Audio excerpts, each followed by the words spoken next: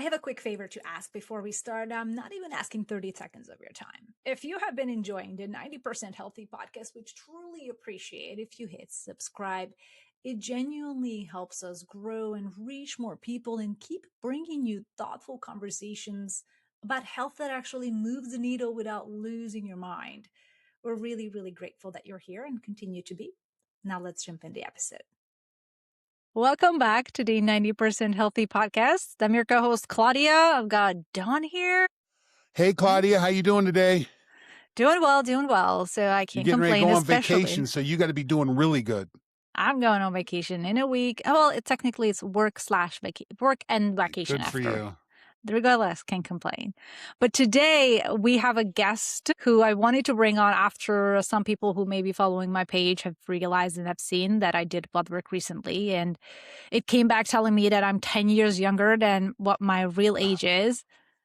And it was impressive. So I wanted to have the founder of the company on to share a little bit about the genesis of how Mito Health has come about and what it offers and really how it goes beyond what you would get in your, 6-month, 1-month annual checkup with your practitioner getting your blood work done. Because this blood work that I did looked at so many different biomarkers that I was not even familiar with, yet they are important to be able to understand your overall health. So, Kenneth Lou, welcome. Thank you. Thanks, Klaudia and Dawn for having me on the show. Very excited to be here to talk to you about all things biomarkers and health. Love that. So, yes. Kenneth, give us a little background. How did you get to the foundation in developing Mito Health? Yeah, sure. So, we started a company now, it's coming up to like 3 years now. And we originally started in Singapore. So the Singaporean founders, if you're familiar, Singapore is actually one of the manufactured blue zones around the world, alongside places like Sardinia, Okinawa and places like that. Yeah. And the cool thing is that, when we started out in Singapore, it was always about helping people really upgrade that annual physical in a sense of, the once a year thing that you do to just make sure that all your markers are in range. There is no need for concerns or alerts and stuff. And it started because of a very, very personal reason, because my dad got cancer at 50 and he passed on shortly, unfortunately at 54. And, he left a huge mark on the way that I think about my own lifespan and health span. And now that I have a 3-year-old boy, I want to be around for him to see my grandkids one day when I grow up. So it's something very, very deeply personal. So we went around, put the team together, almost like Ocean's 11, just getting the crew together. And we had a doctor on board, we had a computer science guy on board, and we came together and said there needs to be a better way, in terms of solving for healthcare. The US was an obvious market because of just how vast and how deep the market is. And people like you guys, doing awesome job educating the market, which is very different here versus Singapore. How much awareness is there in Singapore? I'm curious since you brought it up. Yeah, so there's a great Netflix documentary by Dan Buettner. I think he talks about on the last episode of the Blue Zones series, how Singapore is one of the top manufactured blue zones, again, because it's by design. It's very top down in Singapore. So I would say everything is designed optimally, and health is essentially a big part of that. Everything from healthcare, insurance, like systems, local PCPs that are always thinking about your long-term health. So I would say there is a pretty high degree of awareness of longevity, I would say. And what kind of a transition was that coming from Singapore, which has this very great, this great background? You have two great business partners in Brian Kennedy and Matt Kaberline, just two legends in the field of longevity. What's that like coming to the United States where we're a virtual black hole? It's an interesting point you brought up, Brian Kennedy. So Brian Kennedy used to be the CEO of the Buck Institute of Aging here in Novato, California, just 1 hour north of where I am in San Francisco. And he moved to Singapore to continue aging research. And because, again, the government was so bullish on aging research and the molecules that he's working on and all. And that's how we knew Matt Kaberline through that Brian Kennedy connection. Both big believers in the idea of extending health spans and doing the deep research that I would say today with what's going on out there is not so well understood or well appreciated as well. So huge props to them. Yeah, so it's been great, like learning about the US actually from both of them, before coming out here and really talking to our users. It was, I want to say, like July 2024 where we really got to talk to users. So that was great to just hear about their problems, hear about what concerns them, what can we solve for them. And this was what a big screaming issue around annual physicals and how it's basically been not great for God knows, like centuries essentially. So, what are you seeing that have been the shortcomings of these annual physicals and annual lab work that people get done, where it's often like, everything looks good, you're in range, I'll see you next year? Like, what are some of the limitations that you have noticed and picked up on and wanted to sort of disrupt? Right. So there's a few elements here when it comes to the traditional annual physical. Having since moved to the US, now 3 years already, you kind of get the idea that the insurance system is actually, basically controlling the entire health system. And what happens there is that it is all about cost reduction and making sure that you don't want to you want to make a profit, right? Ultimately, as an insurer. So therein lies the idea of the annual physical. It needs to be just a bare bones, come in, if you look okay, we'll see you next time, versus really diving deep into understanding, Claudia, you've done the tests, so you've seen the different health systems that we look at, the different organ systems that we look at, the different biomarkers that go deeper, like as a pre-warning system. I'll give you one example, right? Insulin. So insulin levels directly correlate with how your glucose levels change and evolve over time. So someone who looks metabolically healthy from a glucose level or A1C level, you might want to look deeper into your insulin to know whether your pancreas is Absolutely. overworking and your metabolic system has been overworking for an extended period of time because it's pre-diabetes and not catching it only when it's diabetes. So I think there is a shift that is happening in the cash pay HSA FSA world, which is where we and many other companies exist today. And I think this is going to grow. I was in doing some research for this. I came across an interesting quote. Dr. Atriv Malhotra is a primary care physician at Harvard Medical, and he's on the record as saying that he would argue that we should move forward with the elimination of the annual physical. That this process, this creates a conflict. It creates a problem in the fact that healthcare providers are struggling to meet the cost benefit curve in a manner that encourages patients to be patients, to step in. And this is what I find so interesting about Mito and the work that you're doing, in the fact that you've moved off the insurance bubble. And listen, I have been paying my personal physician a cash pay relationship for nearly 20 years now. He was way ahead of his game. Now, we don't have the advanced testing systems that you have with Mito that I saw on Klaudia's report. And that's what I'm so intrigued as, because one of the struggles is that if we go to a lab in the States, a regular lab, get your work done, it's going to come back with a measurement and a standard. And the problem with the standard is this is the aggregation of all the people they measure in that particular lab. They put it together, a range, but you're getting the standard of Homer Simpson, for what my friend Ken Ford says. And it's a dangerous thing to look at. You take a very different approach in your analysis and standards recommended with your product. Tell me about how you come to that point. Yeah, I guess the Homer Simpson reference was an interesting one.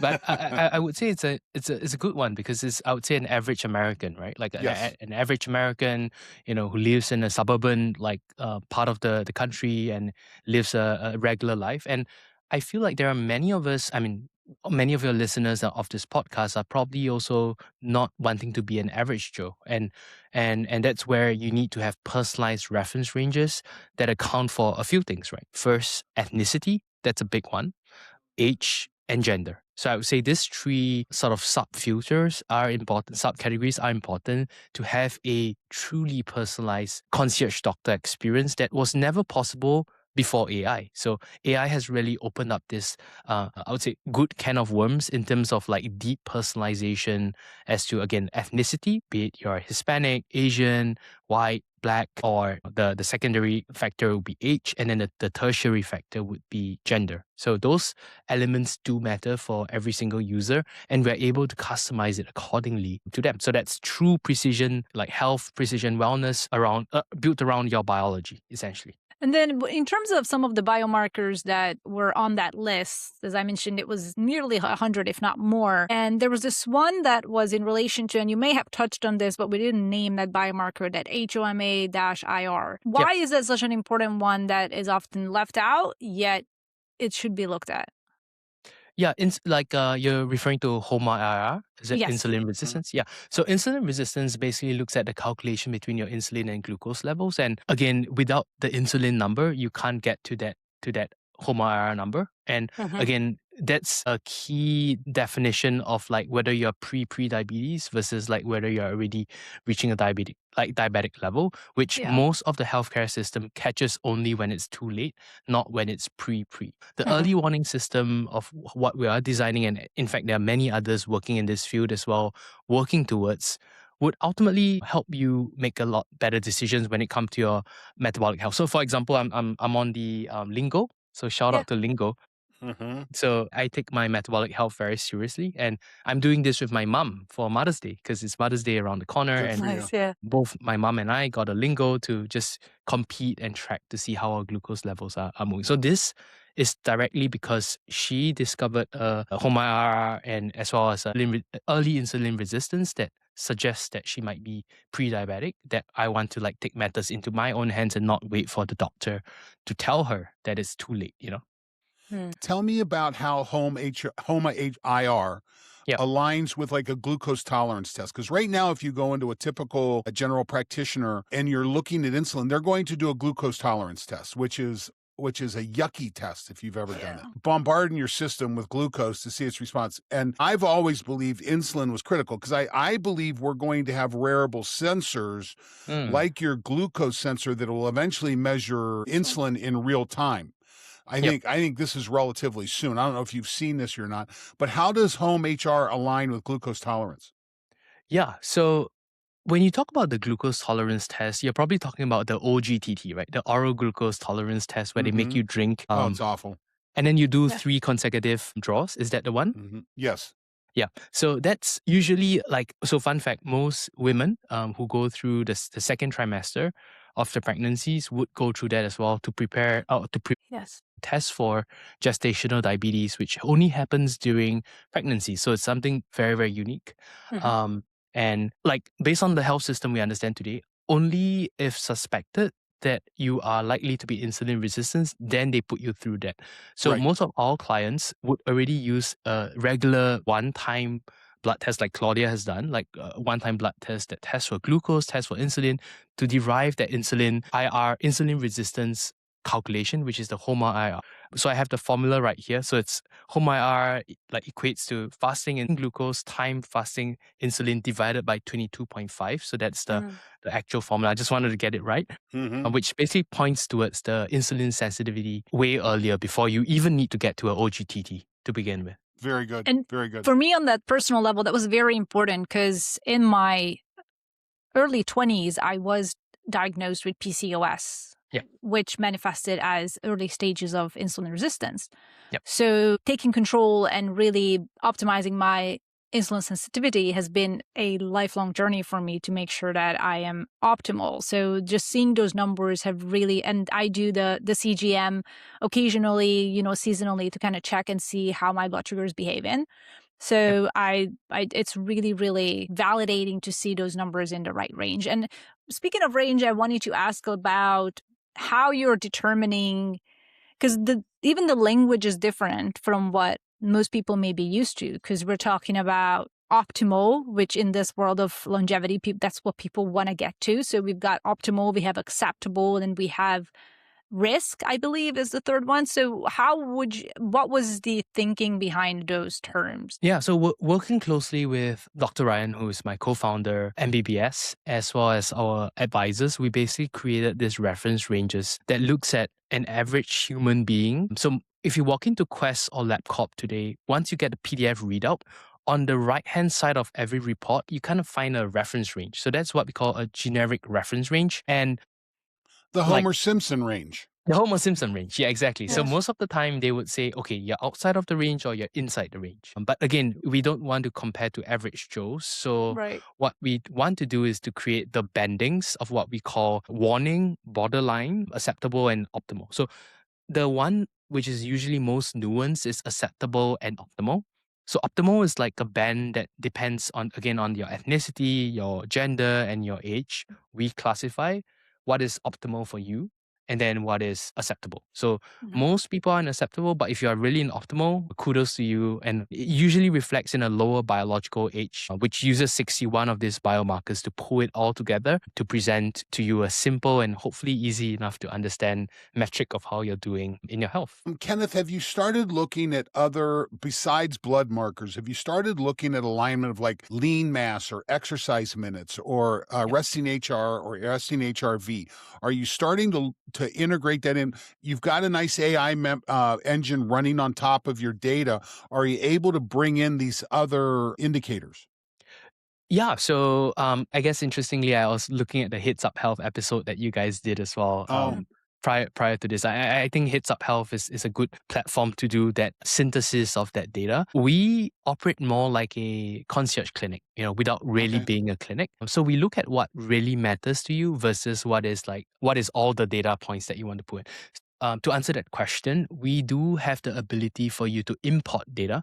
So you asked about lean mass, T scores, Z scores, like appendicular muscular index and fat free mass indexes with Mm-hmm. DEXA scans. We can actually we work with BodySpec in the US, Okay. where you can go to get your DEXAs for like $59. It's really affordable. And we're able to ingest it into your bone health, your cardiovascular health. It all appears in the right categories. Like we make sense of that data for you. Wearables, we don't do an integration yet, but there is a way to do it via the messaging bot, which Klaudia you can try as well, where you can interact and interface with our concierge product that you can paste your screenshots of your HRV, your resting heart rates and stuff like that that will correlate against your blood biomarkers. Interesting. And you guys are flowing into Heads Up Health. Do you already have an API with them? No, so we don't work with Hits Up Health. We actually built an Okay. internal one on our own Okay. that is sort of unique to us in a way that of how we want to interpret the results in totality. So we are more of an interpretive layer, not just pure visual layer, I would say. Okay. Yeah. Very good. Because, and then you did mention a little bit about the biological age where it looks at over 60 biomarkers to quantify all of that. Can you share a little bit deeper in terms of what is the algorithm behind it? I believe when I was doing some research, I saw that it was with Lineage 2 algorithm. Yeah. Could you share? And it was done with Dr. Ryan Kennedy. Yeah, so basically, Dr. Brian Kennedy has been working on this for a while. So there's Lineage 1, Lineage 2, and I believe there's Lineage 3 coming out. And what it does is that it looks at data from both the UK Biobank as well as the NHANES data sets to really look at, if you were a doctor or a clinician looking at a pure raw report that comes in for a patient, right? Like without knowing anything else other than the results, like how do you determine if this is the results of a healthy individual versus an unhealthy individual?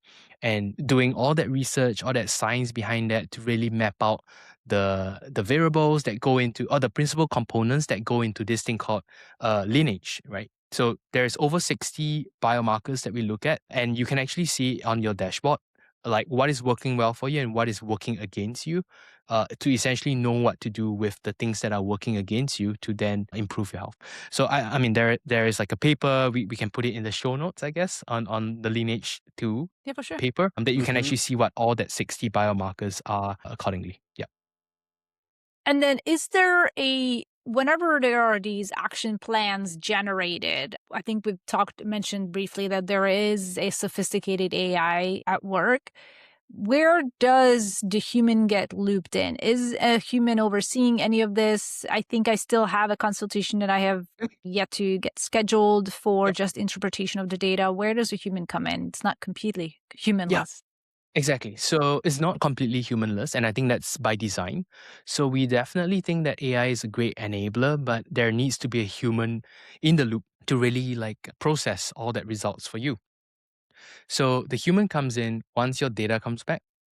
We run the AI models on it, but there is a human that approves or rejects the recommendations. Very good. I'm sorry? Yeah, I that's said great. very good. I am so excited to hear that. Thank you. Yeah.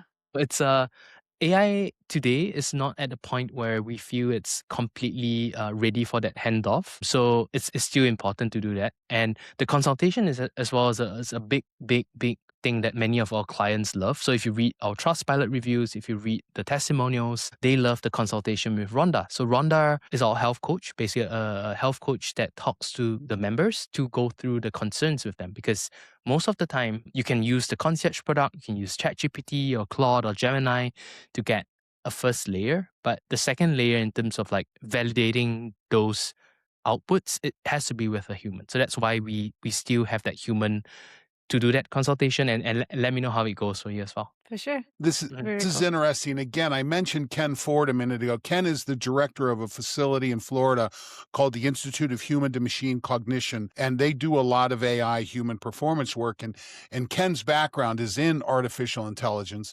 Now, he contends that we should stop calling it artificial intelligence and begin calling it augmented intelligence, that what you provide is a wonderful augmentation to a good health professional. So if I have your test done and I get these results back, is there a report that I can hand when I go see my doc? He's going to see 50 people that day. He's not going to have time to sit down and interpret. He's used to going through his labs, whether they're Quest or whatever. He's used to looking at that. And I'm bringing a whole new variable into play. Does your report have kind of a high level executive summary for my physician? Yeah, we definitely have that. So it's actually a heavily requested feature as well, because many of our members pair our experience with their primary care provider, because we want to make sure that, again, and make it clear to our clients and our members that we are not their primary care provider. They need to have their own primary care provider who could look at the report and say that, hey, I agree with this or I don't agree with this. So this is a feature that's available for everyone. You can download the results in an exportable format on the top right. And it's a printout of all the markers, facts. So very, very data driven, like in terms of timestamps of all of your results, together with some summaries at the top. So the executive summary thing that Donnie mentioned. Very good. Very good. And how are you so fast? I mean, oftentimes, like in the past, yes, it's usually not slow when you get blood work. I mean, it's about a week to 10 days, but I literally got my results, the majority of the biomarkers, by the next day. Yeah. How is it so quick? And obviously, you guys have partners with, plus I went to a local Quest lab here in Naples, and it was just so fast.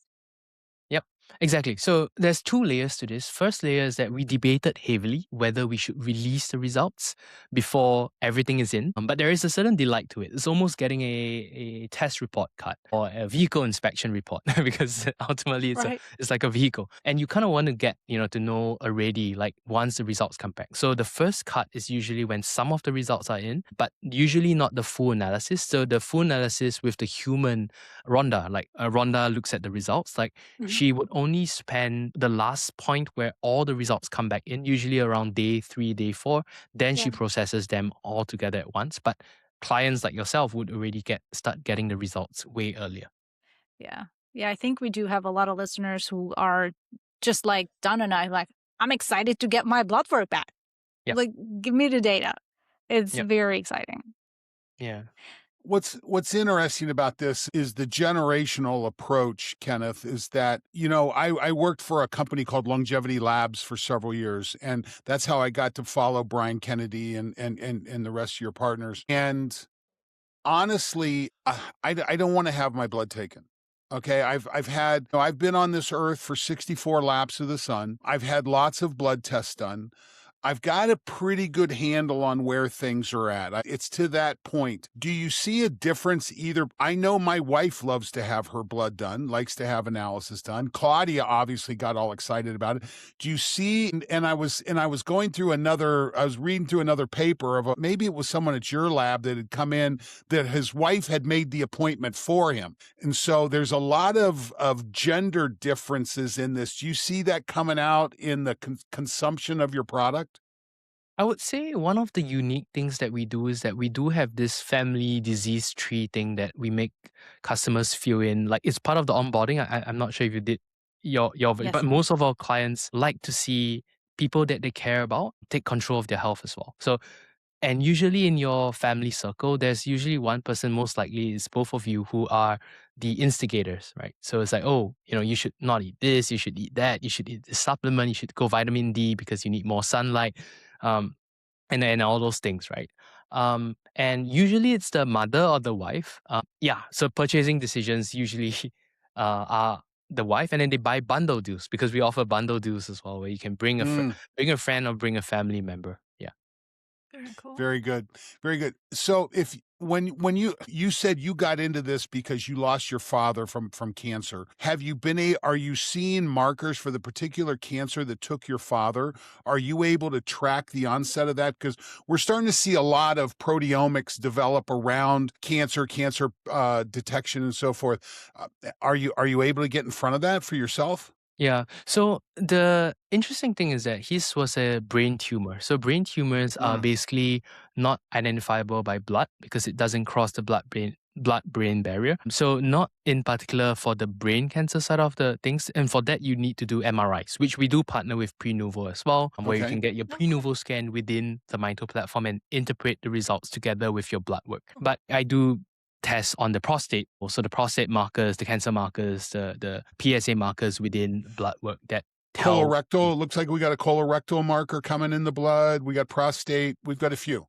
So if you do what we call like a GRIL, for example, a GRIL multi-cancer early detection test, it looks at the circulating cell-free DNA of potential cancer cells that are within your blood. So I would say those are what early adopters are getting on to now. I think most digital health companies offer this as an add-on, like us as well. So you can actually buy a GRIL test from within Mito to get early warning systems on your potential cancer. And again, it's not a diagnostic tool, because it basically points towards a risk score. So you get a cancer signal detected or not detected, and then we would push you to speak to our oncologist to do then either a liquid biopsy, a further liquid biopsy, or a tissue biopsy to know whether you're likely to have that cancer or not.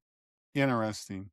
And then a lot of I'm seeing you at some of the longevity and biohacking events the past year. And I'm curious, what is some of the feedback you're getting from that demographic? And what are some of the most common things that they are having in terms of like aha moments when they come to Mito? Yeah, I would say like broadly, it's we've been doing events all the way with Brian Johnson actually. So like Okay. the first event we did with Brian was in Singapore, out of all places, in November of 2024. So it's been a while now, and we followed him around the country last year in Austin, in New York and all. Um, a lot of the personas, like even with Dave Asprey, like we're going to do in Austin, we'll be in Austin as well for the upcoming event. Many of the customers are widely, like I would say, more and more aware that they need to take this into their own hands. And we are broadly in the era of smarter patients talking to smarter doctors. So both the patient experience and the patient knowledge has increased because of AI, but also the doctor side of the house, right? Traditionally, you couldn't crawl through all that medical papers, such the scientific publications about rapamycin, for example, or NR, and like all the new stuff with peptides, right? But now you have a good enough scientifically backed answer to basically interface with your patient on the other end who is interested in this stuff. So we are in this nice inflection point, I would say. And then go further. Well, the thing I'm trying to figure out, Kenneth, and your role in this space, we're starting to see the emergence of these high-tech health clinics, Fountain Health, something right there in your neighborhood Yeah. that looks Biographic. like, Yeah. pardon me? Like Biograph, Fountain Life, and all these guys. Yeah. Nick's Now, Health. Yeah. I live out in central Ohio. I want to go live in the mountains where other people aren't. But I'm going to have to come back to civilization if I want to have an all body MRI done. I'm starting to, I see the cost of that test. And I wonder, is there a benefit? I know there's a lot of questions. Is the benefit of a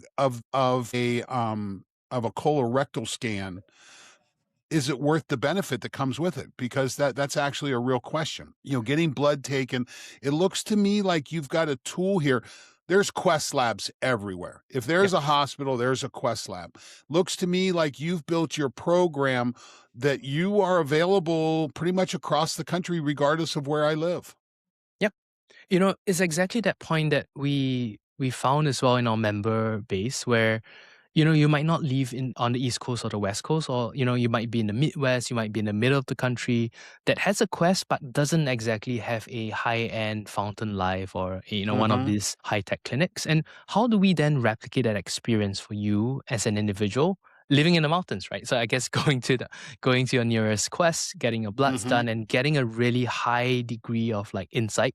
It might not be a 10-star experience where you get someone at the door who shuttles you around and stuff, but you still get the what matters, which is the data and the insights of your own body. It's like a huge annual. Is a much improved annual physical basically, and that's important. Yeah. Absolutely, I agree, because we're starting to see listen, I'm a huge believer in DEXA scans. I do a lot of work with athletes. My background was Yep. originally in body composition analysis, and I'm a huge DEXA scan person. Now, I go to one end of the spectrum and the other. I use DEXA scans to establish a standard, but then I use skin fold measurements when I'm monitoring something. So we go from, that's the two ends of the spectrum. We're starting to see the emergence of tools like InBody Yep. and some of these BIA assessment tools. I'm starting to see that you can almost start to bolt together your own, and I don't want to minimize what Fountain Life is doing at all, and I'm not doing that here. But what Yeah. I'm saying is that until it's 100% available across the country, can we bolt together modalities? And I personally believe you want to bring in your wearable data on top of that. Number of days Yeah. you've exercised, type of nighttime resting HR, nighttime resting HRV, things like that. Do you see Mito as the platform that integrates all these things that I can bring mine in, or do I need to still do that on my own? It's a great point you brought up. Like, how do we? The big question here is like the $18,000 experience or like the $20,000 experience. Like, how do we then compress that into a $2,000 experience, right? And I think we've been seeing that more and more with our client base, where they again want a similar level of follow through that we can offer that a traditional clinic can't as well, because it's not designed for tele, right? Mm-hmm. So that's also one benefit of doing it on our digital platform. And yeah, I think secondarily, like your daily life matters a lot when it comes to integrating your CGM data, for example, or your Aura data, your HRV data, your Garmin sleep data, which I Mm-hmm. really am a fan of the Garmin watch, They have which not great many people. algorithms, no doubt. Yeah, exactly. So yeah, I would say it's like one big test, similar to your experience with DEXAs and I guess the BIA stuff that you do or your skinfold stuff that you don't need a huge X-ray machine. So one But big you need one and then someone who's expert, and that person that is expert, you can find in a mountain town.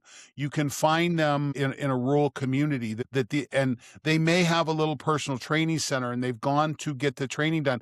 It seems to me like bolting Mito into some of these existing models could be incredibly beneficial. yeah. So we do work with some coaches as well, to your point that they need a deep enough diagnostics layer that we offer as a bolt-on to Hmm. their training program, weight loss program. So that's what we actually help with as well.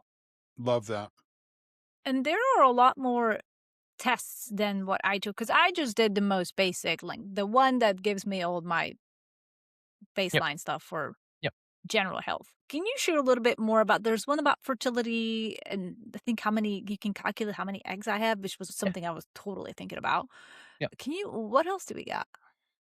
Yeah, there's a lot. So I guess we separated the panels into core, pro, and ultra. The core is really, to your point, a baseline. So we should probably rename it the baseline. So it's really a baseline that you do year on year to make sure that nothing is out of whack or nothing, whatever you tested before has improved, or if it improved, what happened. So that's the baseline.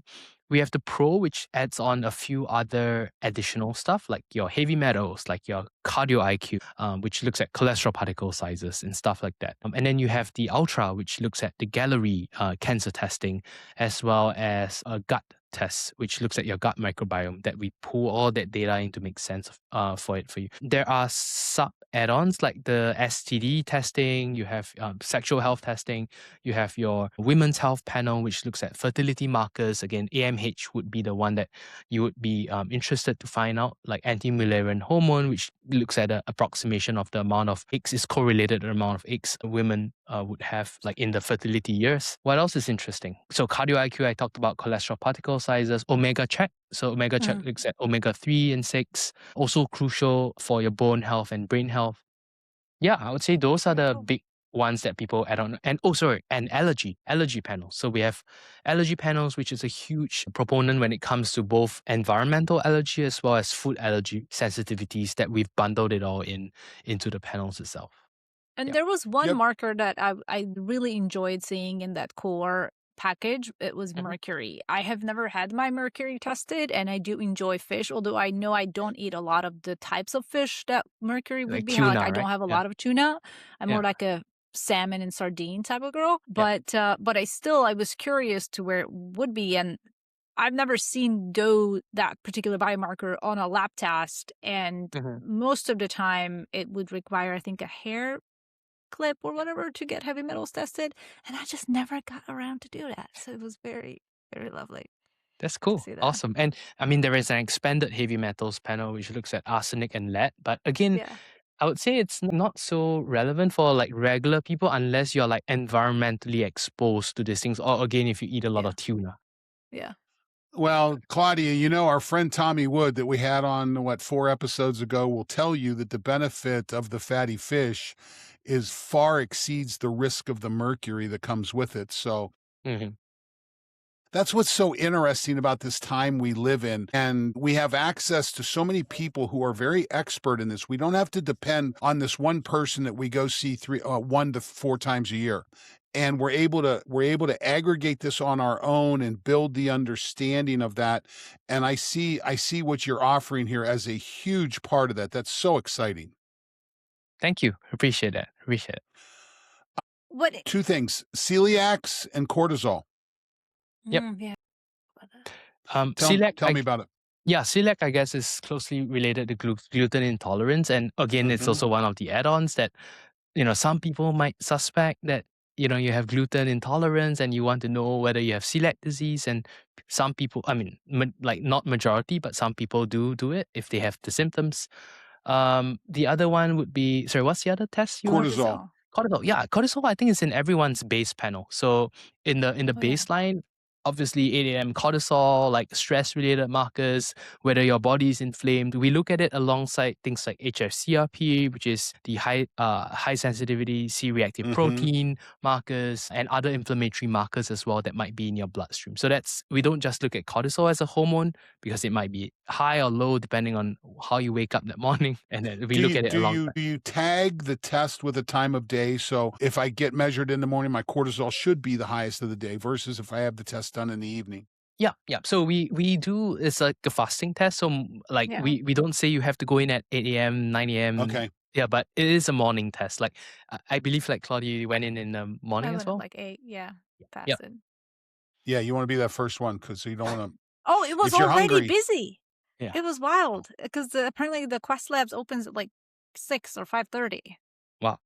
Yeah, but they were right on time. It was great. Nice. Now, one of the things I found really interesting on Claudia's report was the supplement recommendations, which I think this is an excellent add-on. I think that whether it's social media or whatever's going on, you're getting bombarded.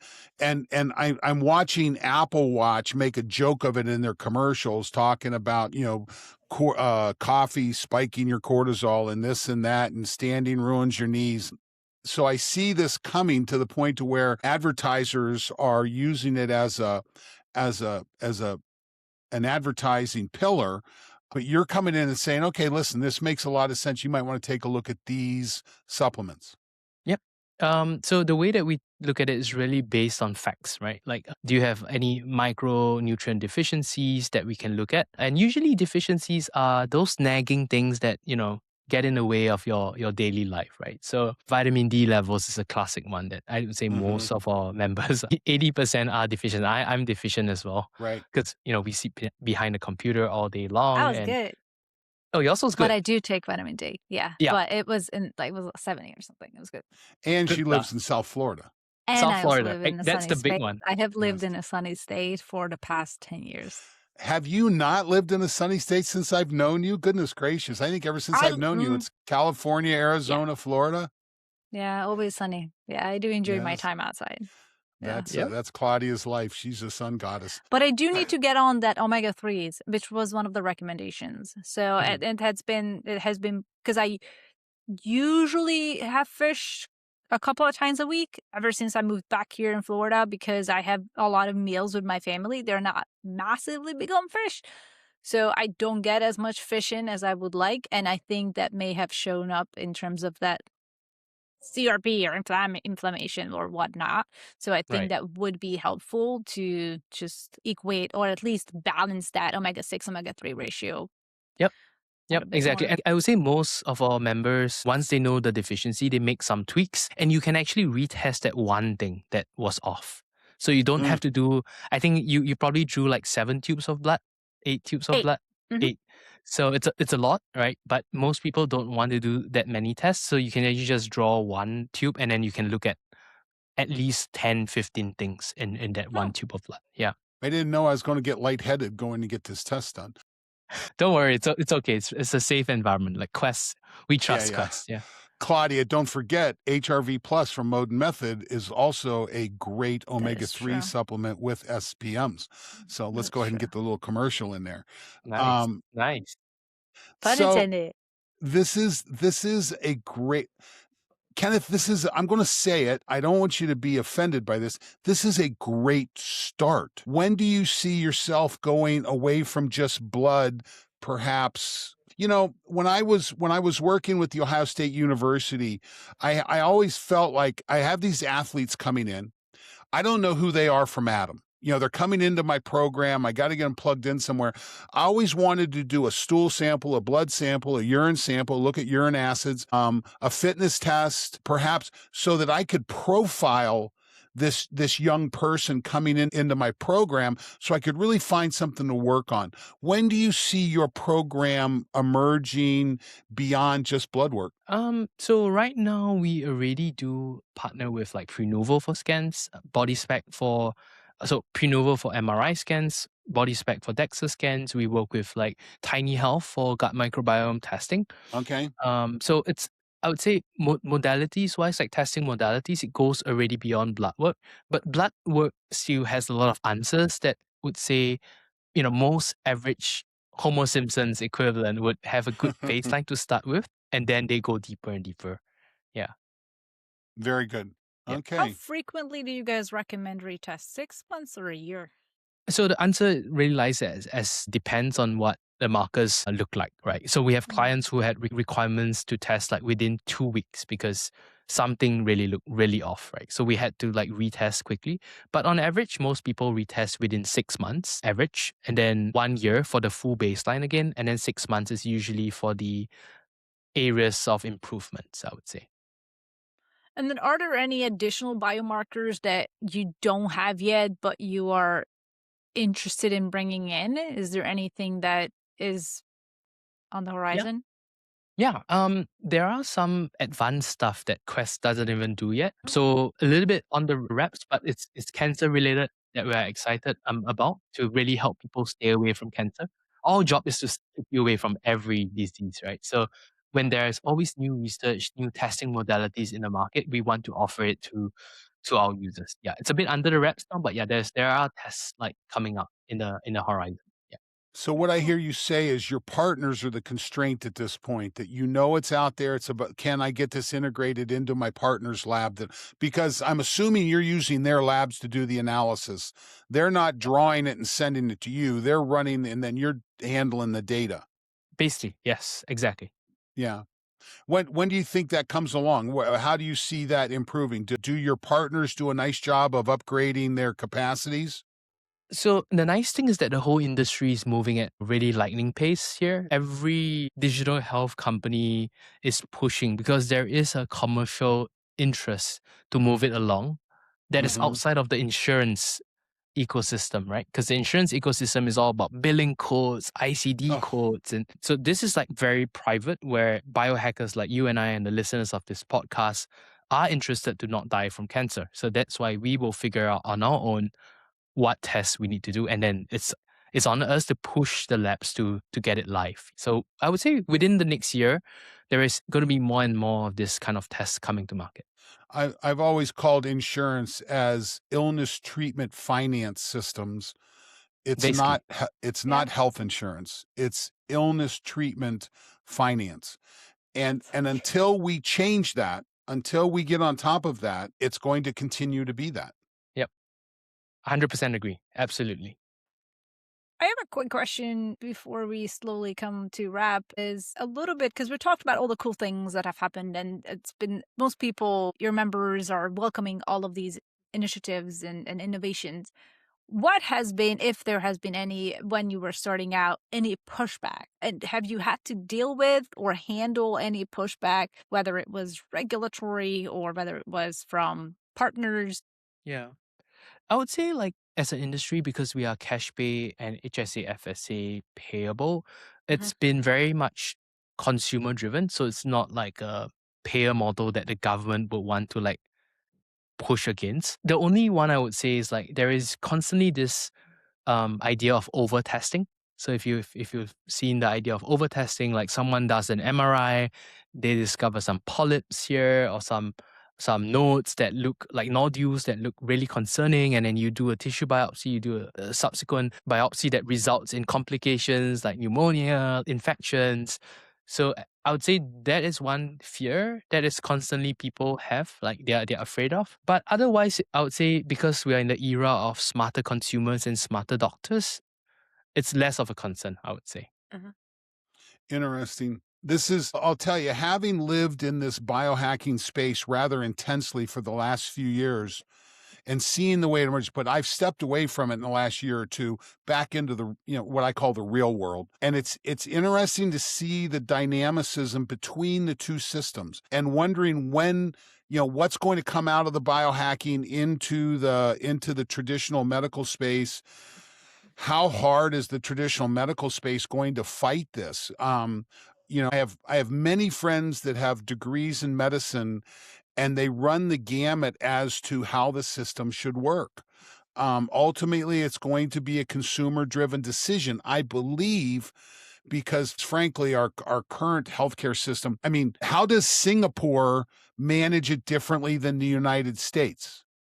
Yeah, it's very public led. So, like many of the Commonwealth countries, like the UK and Australia and Singapore, there are these things called polyclinics. So, polyclinics are essentially think of them as like health system minus one or health system minus two, where it's not as well built in terms of functionalities, but it's enough to like take the load away from the Hmm. burden away from the traditional healthcare system. So that it gives them more free time and more capacity to think upstream and proactive care. So I would also like say a lot of the doctors in the American healthcare system are very, very burnt out. So many of them Very are much also so. moving. Yeah, so many of that. So it's hats off to them as well. That they are serving many lives around. So it's not so much their fault, but it's more like the system is not correct, right? It's not set up correct, which is why many of them are setting up. I'm not sure if you're familiar with direct primary care. Is that a similar one to Don, like where you pay cash pay with your? Yeah, so we call them functional medicine clinics that doctors set up their clinic, you pay cash to be there. And what we're starting to see is the development of systems to support that. For instance, I work with a group that's called Dapper.care, and this is an online compound pharmacy group that if you want I have so many friends that are so fried on the current healthcare system. We're beating them. And we saw it with COVID. It was awful. We were just beating the thunder out of our health professionals. But they said, okay, I want to step away. I want to work with people who want to be healthy. Yep. Now, listen, we do know there's a correlation between how much money you have in your pocket and how healthy you are. No Yep. two ways about it. So they're trying, they're able to select it, but at the same time, they've got to be able to put together support systems like Mito for blood work, like Dapper.care for pharmacy work, these different ways to bring it together, because I don't think it's possible to live an optimized lifestyle without some external, whether it's supplements, whether it's pharmaceuticals, whether it's some external component coming into your life, bringing into your life. And you need something to trigger that. You Yep. either need a wearable data or blood data or some other kind to say, you know what, let's go ahead and you're not in the sun enough. You live in Minnesota, not South Florida. Let's get your vitamin D up, listen, someone from Singapore living in Central California, you might be a little bit north of what your system's used to. I don't know what, Singapore is pretty close to the equator, right? Yep. I mean, Exactly. so it's going to be like being in Southern California, Northern Yep. Mexico. Yep. The sun's different there.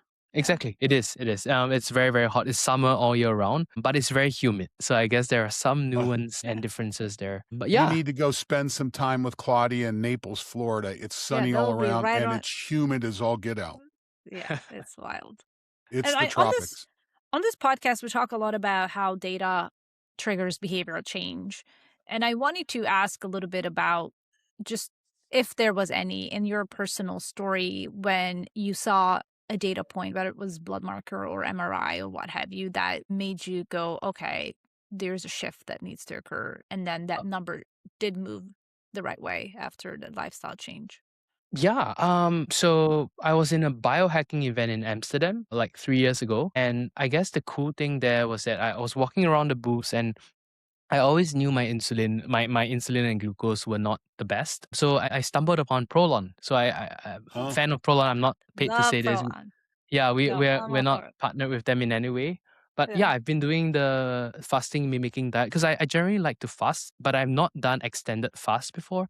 So this was an easy way to do like a 5-day low calorie Yep. thing. So I just ended day 5 yesterday. So it's on my third time doing this now. And I do it like maybe once or twice every year. And it's been good for me. Mhm. So that's one big one, I would say. Yeah. I can totally relate to that. Prolon was big for me. I try to do it once a year. It doesn't, maybe it becomes every other year, but it is a good product. And you see it in the results, right? So that's Yeah. where you use the data to verify the actions. Mhm. Again, insulin, glucose levels, Yeah. A1C levels, they all just came down. Yeah, I bet. And my HRV Metab- loved it. Nice. Yeah, Great. it's that it's metabolic health, and when Yeah. you look at why people go to doctors, metabolic health is the number one driver. Infections and metabolic health Yeah. Exactly. go hand in hand. And you know what? We've got to start to figure it out because, Claudia and I met in this biohacking space, and they are fasting nuts. They're just crazy about fasting. And we're starting to see that maybe we took fasting a little too far. Maybe we need to back up on this. Having some feedback on this is really, really beneficial, particularly for females. And this is something that we're starting to see is we're starting to understand that, listen, your gender makes a difference. Your ethnicity makes a difference. Your age makes a difference. Your marital status makes a difference. These are all external Yeah. variables that are going to drive all these things. That's true. Exactly. Okay. Is there anything we didn't talk about that we should have talked about, Kenneth? No, I think it was very comprehensive. It covered was it? really, really fun, just to go into different directions here on this podcast. Yeah. Very cool. Okay. Well, we want to thank you for giving us an hour of your time and speaking to our audience. We truly, Yeah. truly find it an honor to have people like you on the podcast. And if someone wants to learn more about Mito Health, where should they go? Yeah. Mitohealth.com is our website. You can find everything there, or you can find me on LinkedIn or Instagram, on X as well. Yeah. Brilliant. Very good. Thank you. And for all other people who are not with the screen but listening, we love that you're here. And we encourage you to subscribe and like and share and send this to somebody who should be doing blood work every year or every 6 months and need to find out something about their health and get Or on send top it of to their wife.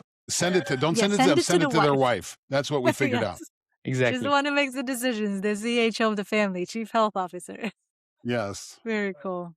Great. Thank you so much, Kenneth. We appreciate you. Thank you. See ya, everybody. All right. What did a we great learn? conversation we just had. Yes, I'm so glad we made this happen because I wanted our listeners to be exposed to something that really adds value on top of what they're already doing and something that they may be looking for, Yeah. because it The- was very eye-opening to me. We're definitely going to see this again. I don't even want to call it artificial intelligence. I call it augmented intelligence, following the lead of my friend Ken Ford, in the fact that we've got these wonderful machine-like tools out there that are grinding. By the way, I just read an amazing book by Peter Diamandis and my friend Stephen Kotler called We Are as Gods, about the emergence of AI, however you want to reference it, but there's a big part of this. And we live in a really interesting time, Klaudia, when data is absolutely a tsunami.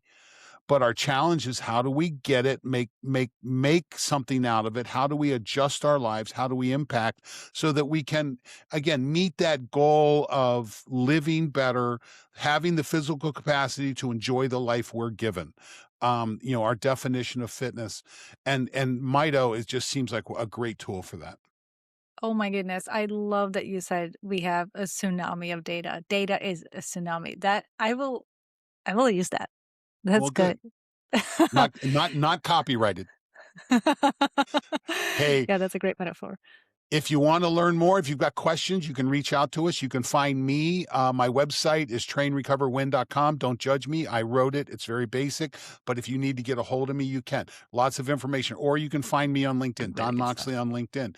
You can find Klaudia at Longevity Journalist. She is on all the socials there. Please like, subscribe. If you have questions, let us know, because we love hearing from our listeners. Oh, and we have a treat coming up with a very exciting episode. Ah, I can't wait. We've got good episodes on top of good episodes. It's, you know what? We must be doing something right, because people like Something talking right. to us. That's true. Thanks, Klaudia. Like that. See ya.